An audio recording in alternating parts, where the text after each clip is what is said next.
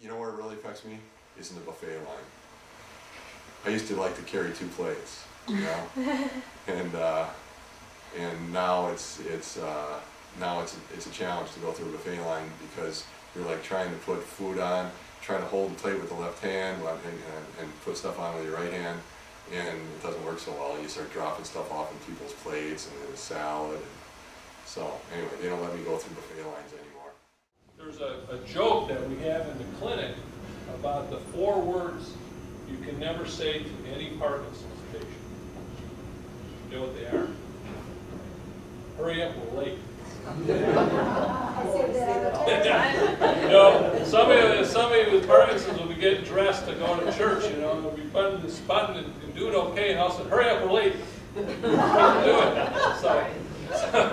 it. So if you're married to a Parkinson's patient, don't say those things. Parkinson's is the type of problem that involves the brain, and there are some changes that occurs in the brain in which there's a reduction of a certain kind of chemical called dopamine. And what happens with our brain basically runs on electricity as far as nerve impulses. And so if we touch something, say that's hot, that impulse runs along the nerve as an electrical charge, and then goes up to the brain and says, you know, this is hot, something is hot. The part of this whole system, though, is that if the brain was just based upon electricity, if you just had all these impulses going back and forth, the problem is basically our brain would short circuit, so all the messages would get jumbled together. So what happens is that as a message goes from one part of the brain to the other part of the brain, it goes into, it doesn't really connect directly, but it goes into something called synapse. And the synapse are where the nerves talk to each other. So you have one nerve going up to the other nerve, and the way the nerves talk to each other is release a chemical. And the chemical that's released, one of them is dopamine. And as the dopamine goes from one cell to the other cell, it tells that cell what to do. And what happens in Parkinson's is that one of these neurotransmitters, dopamine, is reduced. The brain doesn't make enough of the dopamine, and as a result there are some problems that people will develop with motor problems or movement problems because of this lack of dopamine. We don't know for sure what causes Parkinson's. There's some evidence that there may be both environmental as well as genetic component to Parkinson's. From the environmental standpoint, sometimes people have called Parkinson's disease a disease of the Industrial Revolution because it really became more prominent in the early 1800s when there's been more factories and perhaps more pollution, and so there's been some thought that may be a problem as far as environmental exposure. We know that people that live in rural areas have a higher incidence of Parkinson's, and also people that drink well water have a higher incidence of Parkinson's. People in certain careers, there's some evidence that perhaps manganese, which sometimes we see that in people that are welders and such, may cause some sort of changes, maybe not exactly Parkinson's disease, but something like Parkinson's that can cause problems. I worked in a foundry for 5 years, and the last year that I worked there, I was out in the manufacturing environment as on a regular basis. I wasn't pouring metal, but I was responsible for supervising the metal pouring operations. And we poured stainless steel, and manganese is a key element in stainless steel. There's not a lot of it in there, but manganese dust is all just like any other metal dust, is all over the place, and it's very possible that exposure to the manganese dust could have been one of the things that triggered the onset of Parkinson's in my case. We also know, kind of interestingly, that people that smoke don't get Parkinson's, or very rarely get Parkinson's. So we know that smoking helps protect a person from getting Parkinson's disease. And to a certain extent also alcohol and coffee also prevent Parkinson's too. So we have some of this kind of unusual information, some information environmentally that sometimes people that live in rural areas, there's a higher exposure to pesticides, and maybe industry have a higher incidence of Parkinson's disease, and also people that smoke and drink coffee aren't as likely to get Parkinson's as people that don't. Now, from the genetic side, we know that probably about 1 out of 10 people with Parkinson's have another family member with Parkinson's. And so there is some connection that's there, but it's not very strong. So genetically we say, yeah, there is a link, but for the majority of people that have Parkinson's, they don't have another family member. So what we're kind of left with is trying to understand this, is that perhaps what happens is that somebody develops Parkinson's that's genetically predisposed to getting Parkinson's, and that they get exposed to something in the environment, which then would cause the Parkinson's to occur. The difficulty that people have with Parkinson's, there are 4 major movement problems that people can have with Parkinson's, what we call motor problems. The first is tremor, and that's probably the most obvious symptom for people, present in about 2 out of 3 people with Parkinson's. And the tremor is generally what we call a resting tremor. It's when a person's hand is at rest, the hand will start to shake. And usually the tremor is kind of a slow tremor involving the distal arm of the hand. And when a person goes to do something, the tremor generally goes away. Well, the most obvious one, and the one that I have prominently, is the tremor. And it affects my foot, my arm, my hand, and my left side of my face. The second feature of Parkinson's is slowness of movement. People will just have some slowing down of their movement. Muscle strength is good, but they just perform actions more slowly. And this can affect a person as far as a number of different ways. First of all, with speech. Speech can become a little bit softer for a person with Parkinson's disease. Secondly, handwriting will change. Handwriting oftentimes will become smaller. A person will have some difficulty buttoning buttons because of the difficulty with rapid movement involving the fingers. It also can affect walking, where a person will tend to walk more slowly because of the Parkinson's. Third feature is muscle tightness. There's a kind of rigidity or tightness that involves the arms and legs, and sometimes also the back and neck muscles. And the fourth feature is people have balance problems. And there's a tendency for people with Parkinson's to have some difficulty where they tend to lose their balance backwards. And then we think it has something to do with the change of the balance center that occurs for a person with Parkinson's. What happens, I would say most people with Parkinson's do well. 80 to 90% of people with Parkinson's do well, especially people that have Parkinson's start off with tremor.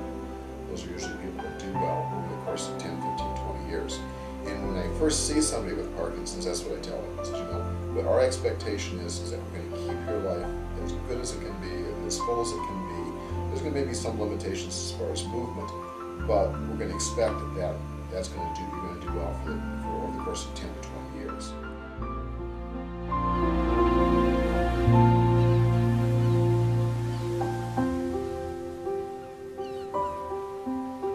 So my symptoms are relatively minor overall.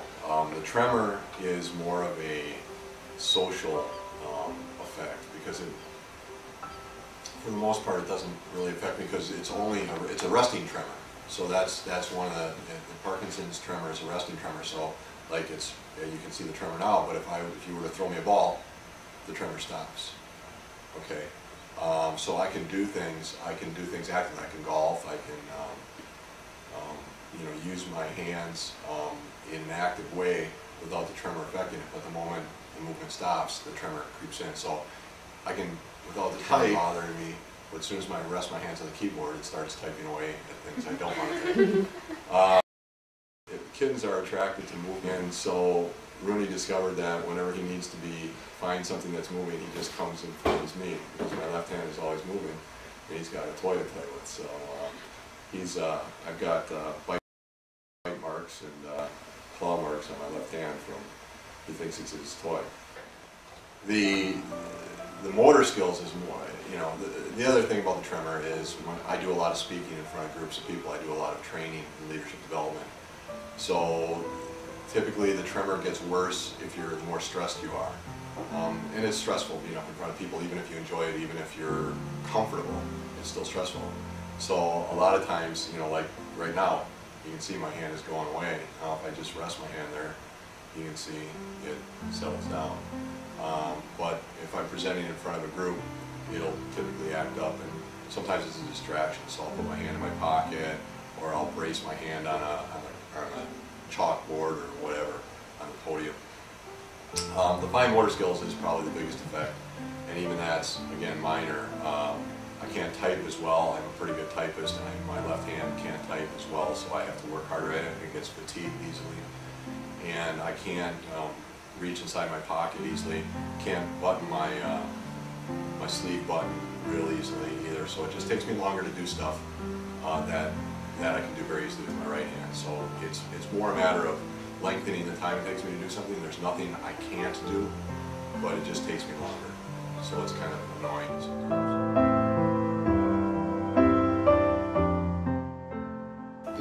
The treatments right at this time are primarily medication, and the medications that we use to treat Parkinson's disease are what we call symptomatic medications. They're medicines there that a person takes to make themselves feel better. And that we kind of distinguish that between medications that we use, say, for like high blood pressure, diabetes. In those types of conditions, we use medications to prevent the diabetes or high blood pressure from getting worse and causing problems later in life. In Parkinson's disease, we use medications to make a person feel better, to make the movement better, the balance better. The best medication that we have for Parkinson's is a medication called levodopa. And levodopa actually is an amino acid which is converted into dopamine. So a person takes the medication, it's into the bloodstream, the levodopa crosses into the brain, and is converted into dopamine, and actually replaces the neurotransmitter that's missing in Parkinson's disease. The reason we can't get dopamine itself is because it doesn't cross the blood-brain barrier, so we have to give it in the form of levodopa, which then gets into the brain and is converted into dopamine. And that's by far the best medication that we have, and it makes people feel much better when they have this medication. The difficulty with the medicine, though, is that over the course of five years or so, people start having some problems with the medicine. And the thing that makes it difficult is you're not just giving a person one level dose of medicine. And well, now that's too much medicine, so let's just cut the dose in half. The problem is when you give the medicine is absorbed into the body, and then it starts to taper off as it's broken down. Then you give another medicine, and it's absorbed and goes up and down. So that during the course of the day, you've got a high level of medicine, a low level of medicine, high level of medicine, low level of medicine. It's at these high levels you get an extra movement. And at the low levels, you might not get any movement at all. Somewhere in between is the good area. The second problem with levodopa medication is that the brain becomes too sensitive to the medication, and it can result in some difficulties with extra movements, where people, instead of moving too slowly, they move too much. And the best, sort of the most common, or best example is Michael J. Fox. As if people have seen Michael J. Fox on television, they see kind of like jumps around and moves and wiggles around. And the reason he's doing that is because of the medication. It's got nothing at all to do with the Parkinson's. But because of the medication that he's taken, the dosage has been probably too high, and as a result he has these extra movements. I think for most people medication works well. Also the medications that we're developing, because there's new medications coming out all the time, are more effective now than they have been. And for most people with Parkinson's, they do quite well now for a period of 10, 20, 30 years with Parkinson's, with medication, as long as you use the medications in the right way. And that's really kind of changed in the last 10 years because of these newer types of medications that we have, the things that people do better over a longer period of time. And it's also nice, though, for the person that's not doing as well. And again, it's maybe about 5% of people that develop Parkinson's, that there is a surgical option that can be helpful as well. There's a surgical technique called deep brain stimulation, where they actually drill a hole in the top of your skull, and you're actually awake while this surgery is being performed, because they're wanting to monitor your tremor while they're placing the electrode. And what happens in that treatment is that an electrode or wire is put deep within the brain, in the part of the brain we call the basal ganglia, which has to do with control movements. And then there is basically a generator that's put in the chest, so the wire goes along under the skin from the brain under the skin to the chest, and it's kind of like a pacemaker, and there's electrical stimulation that occurs. The thing that's unique about Parkinson's is that everybody is different. They can't tell me, or they can't tell anyone what's going to happen. They say that the first, whatever symptoms you have after 2 years is pretty much the symptoms you have for many years, because it progresses very, very slowly after the first couple of years. By the time you're diagnosed, you've lost 70–80% of your dopamine. And everybody reacts differently to the loss of that dopamine. Some people are more susceptible, some people are less susceptible. I think I probably am less susceptible based upon my minor symptoms. So in my case, you know, the preferred treatment would probably be, I think it's a progression. It's you try to go for as long as you can, just without treatment, without any drugs. Then I would probably opt for drugs once it started affecting my life. And if it ever got really serious and they developed the medical techniques, the surgical techniques well enough that it was fairly risk-free, like going in for a heart bypass is fairly risk-free these days, then, you know, I'd certainly pursue that. But I think there's a range and there's a progression. It's a progressive disease, just like any neurological disease. And I think at each stage of the progression, you choose the treatment that's appropriate for that stage.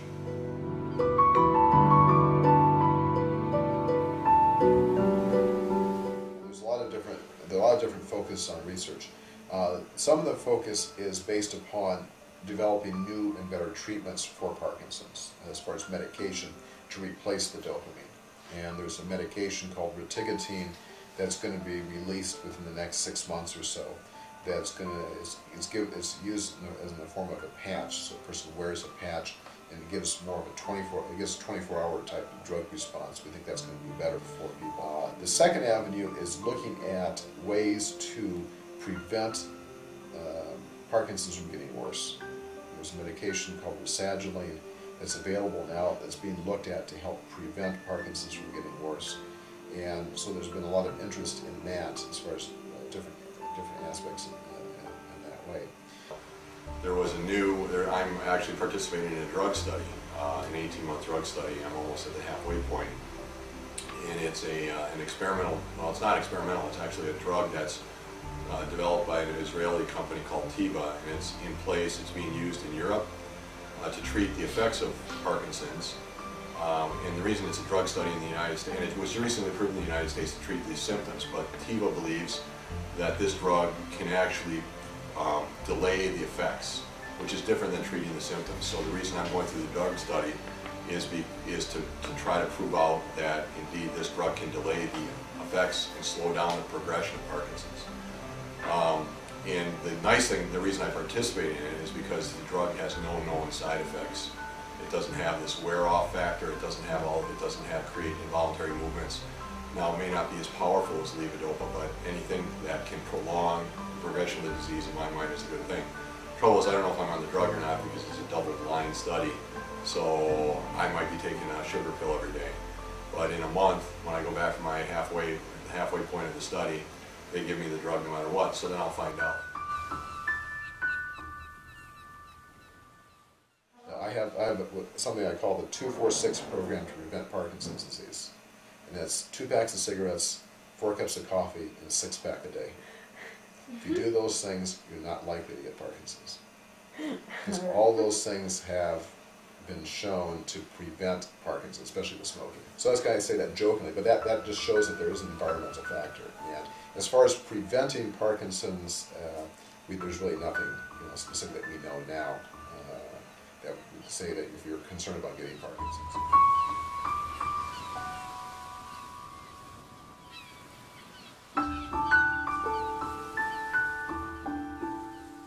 So for the people that we see, the first thing we try to emphasize is it's difficult to try to have a positive attitude and say, with the Parkinson's disease, it's there, it's going to bug me, but I'm not going to let it get me down. And the example I tell people is that, is that you have to kind of look at Parkinson's, either it's a very small part of your life or it's your life. And when it's your life, then things are a lot more difficult. Because we find for people with Parkinson's, if you can shift the focus away from the Parkinson's onto something else and are distracted, people do much better physically. So, I hope that they continue to do studies, ethical studies, to find the cause and identify a cure for Parkinson's. as it relates to my own situation, you know, anything that they could do to slow down or prevent this disease from progressing, or treat some of the symptoms would be great. Having said that, you know, I'll take whatever comes my way. I mean, this is when I told Kelly, my wife, that I had to call her on the phone to tell her that I was, because I was on my way to work and it was a tight schedule, and I had just come from the neurologist, and I had to call her and tell her what had happened. And the first thing I said, you know, I said it could be a lot worse. It could be ALS, which is basically a death sentence. It could be MS, which progresses a lot more rapidly and has a lot more severe effects. So in terms of neurological disease, this is the one to have if you're going to get one. And it's the first cross I've had to bear that wasn't self-inflicted. So, you know, everybody is challenged in their lifetimes, and I think, you know, you look around, you don't have to look too far to find people who are challenged more than you are. And so we'll deal with whatever comes.